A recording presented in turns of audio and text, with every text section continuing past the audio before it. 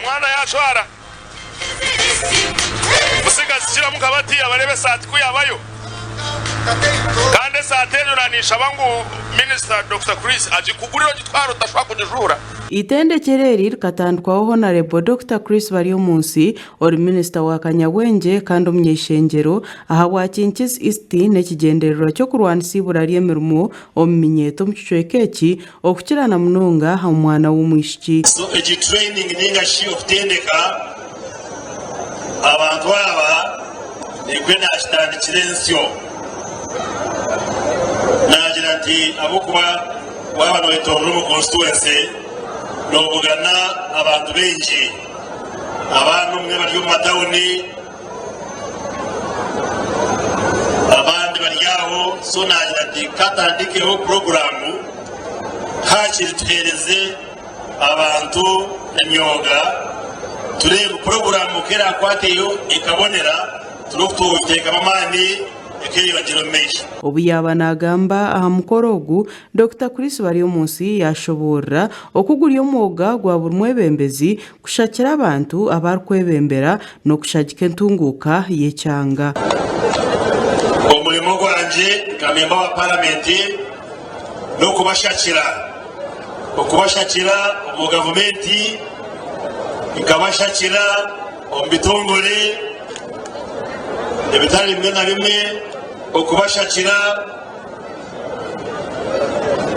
omubakamara bagayigaga bakigisiza rero cyekizisi yetu ekabasa okugenda omumeisho n'entunguka Kingsiza Murenga wabari umugenyi mukuru aha mukorogu yaraganisa kuhindura foundation egi itendekereri ya government kurabiro mu itendekero rye ya Kingsiza University. In that formality, me as the Chancellor of King Caesar University, we are going to sign what they call an affiliation agreement. Affiliation what? Now, in the affiliation agreement, we shall be mandated by the National Council of Education to give you university certificates. So even you who have graduated, we shall do it backwards and you receive the certificates from King Caesar what? University. King Caesar nagira ngu eki nikija kwera abarikutendekwa kutunga ebhandiko babase kweyongerayo n'emishomo yabo. Kuba twaza kukitereza twaza kugira ki? Twaza kukitereza ate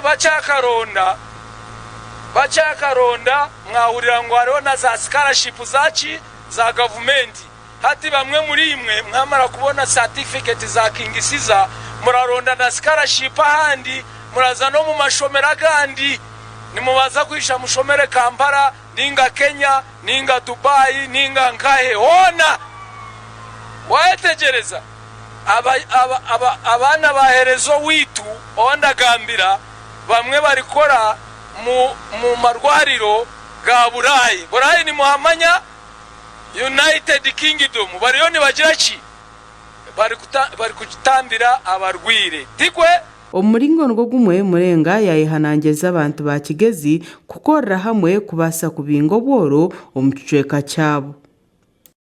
We are going to start this circle for upskilling the youth in this region, in this country, in this world with a what? Embibo ni mujimanya.